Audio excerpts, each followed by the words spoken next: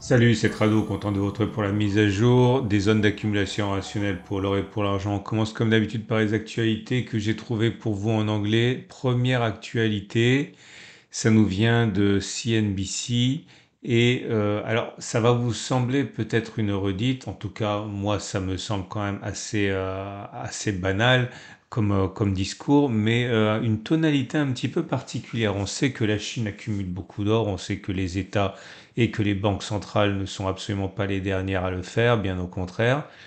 Mais cette fois-ci, CNBC engage un discours peut-être un petit peu plus défensif, expliquant qu'une des raisons pour lesquelles le gouvernement chinois et la Banque centrale actuellement achètent beaucoup d'or, c'est tout simplement parce que le yuan, le renminbi comme vous voulez, est en difficulté et la situation économique est difficile.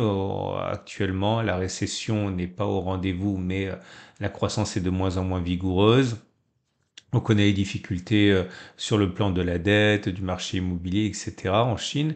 Et l'auteur explique que acheter beaucoup d'or, c'est quelque part s'assurer une certaine assise internationale, notamment dans l'objectif de vouloir à terme internationaliser le yuan. Donc rien de neuf, si ce n'est qu'une tonalité un petit peu plus défensive change un petit peu hein, de ce qu'on lit d'habitude.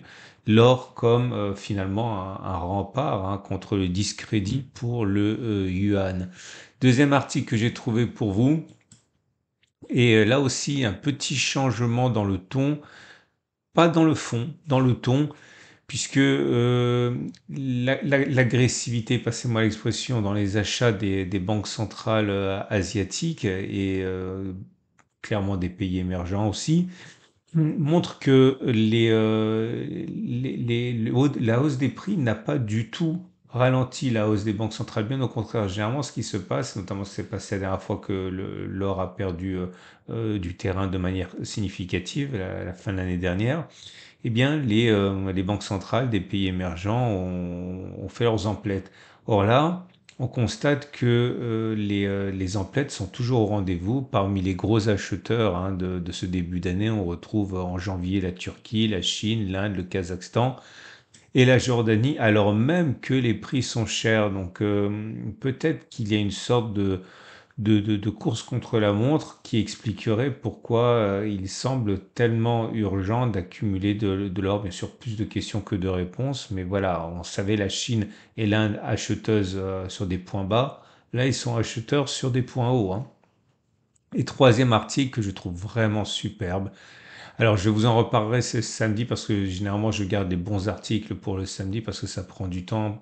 Mais c'est les relations qu'il y a entre or et Bitcoin. C'est vrai que il n'y a guère que les petits particuliers comme nous qui voyons dans une espèce d'exclusivité, soit de l'or, soit du Bitcoin, et pas les deux. Il n'y a que nous qui voyons finalement qu'il faudrait faire un choix. Mais les institutionnels, eux, ne s'y trompent pas.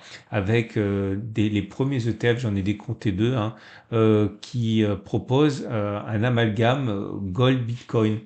Parce que tout simplement, on se rend compte, mais j'en reparlerai encore samedi, que en mettant un portefeuille trois quarts or, un quart Bitcoin, on arrive à avoir une volatilité proche de celle de l'or. Clairement, c'est pas les montagnes russes, mais une performance beaucoup plus importante. Et encore une fois, les professionnels, eux, ne s'y sont pas trompés en lançant des ETF. Si j'en parle, c'est parce que vous n'avez pas accès à ces ETF-là. Ok, généralement, c'est pour les professionnels, notamment celui qui a été euh, publié, enfin émis par Incrementum. Et comme nous, on ne peut pas avoir accès à ça puisque c'est uniquement pour les institutionnels, eh bien, je vous rappelle que mon partenaire au coffre a sa filiale Cryptcool qui vous permet d'acheter Bitcoin enfin dans des situations dans des conditions de simplicité et de sécurité maximale. Ça s'appelle Cryptcool. Je vous en parle souvent.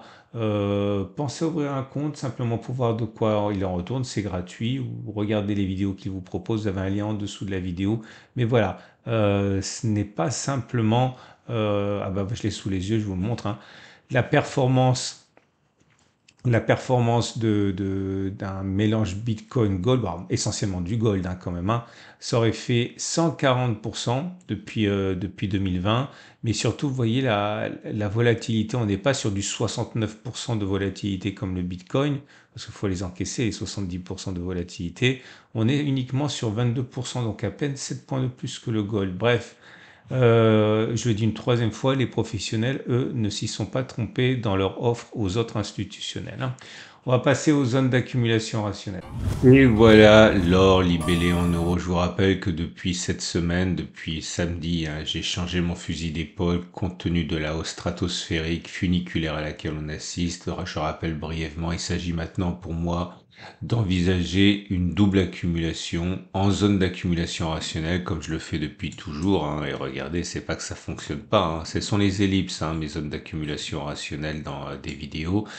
Mais lorsque l'on est dans une zone d'emballement, enfin dans une période d'emballement, il peut être envisageable de coupler les zones d'accumulation rationnelle avec de la DCA classique, Dollar Cost Averaging. Ça veut dire que vous achetez à intervalles réguliers parce que la DCA permet de ne pas rester sur le quai au cas où on ne reviendrait plus sur des zones d'accumulation rationnelle, et la ZAR permet bien de conserver un trésor de guerre mois après mois pour accumuler lors des consolidations. Clairement, ça veut dire ici zone d'accumulation rationnelle 2034-2014 si on y va, et DCA même si la hausse est actuellement très forte sur les niveaux actuels. La tendance de fond est haussière, la tendance de long terme elle est haussière. Je vous montre une fois pour toutes les bougies Aiki-Nashi, ça vous permet d'être autonome par la suite. Eh bien, c'est vert et surtout c'est vert sans mèche basse et c'est long, autrement dit, il est plus plausible que l'on continue de monter plutôt que l'on ait fait les plus hauts sur l'or libellé en euros. Pour l'or libellé en dollars, c'est la même chose. On a connu une hausse ces derniers jours très importante, nous amenant sur des niveaux records. Il faut pas oublier qu'on parle de records, hein.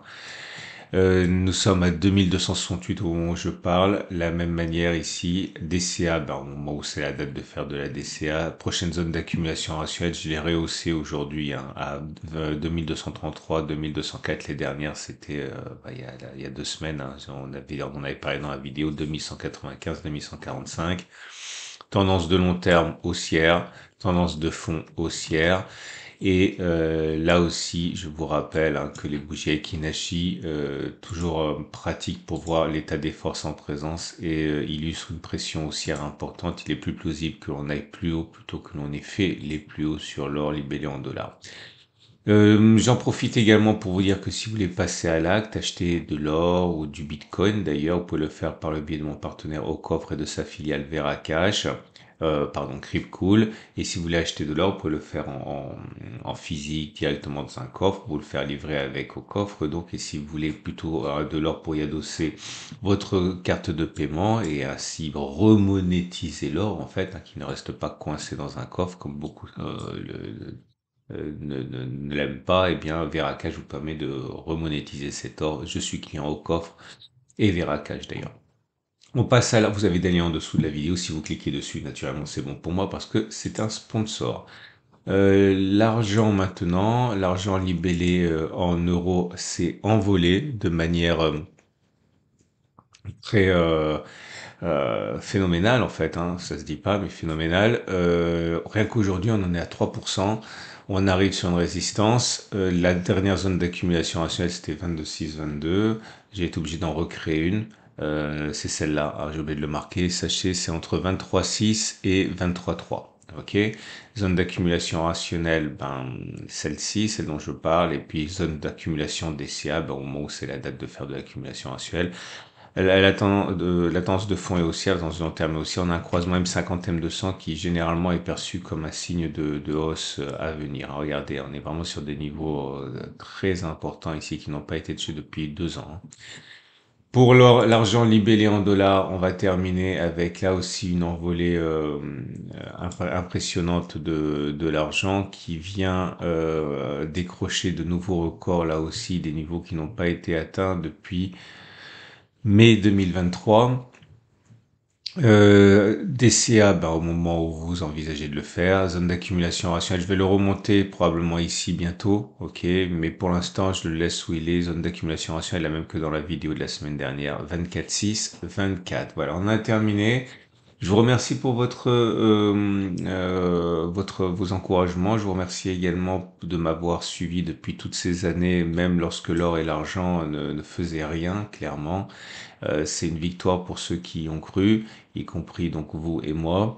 Attention, méfiez-vous, ne faites pas de bêtises, ne sombrez pas dans l'amateurisme, hein, de ceux qui voient quelque chose qui monte et qui misent d'un coup. Il y aura des corrections, même si à terme je suis très confiant, il y aura des corrections. Il faut que vous soyez capable d'en tirer parti.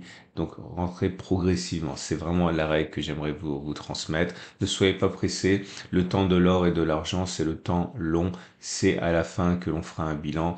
Restez méthodique. Pensez aux zones d'accumulation rationnelle, mais en y mettant éventuellement une touche maintenant de DCA, d'accumulation systématique à intervalles réguliers, hein. Je vous donne rendez-vous samedi pour la mise à jour, puisque c'est 2 fois par semaine. Pensez à liker cette vidéo si vous l'avez aimé, ça me fait plaisir. Et puis n'oubliez pas de vous abonner pour ne pas louper les mises à jour.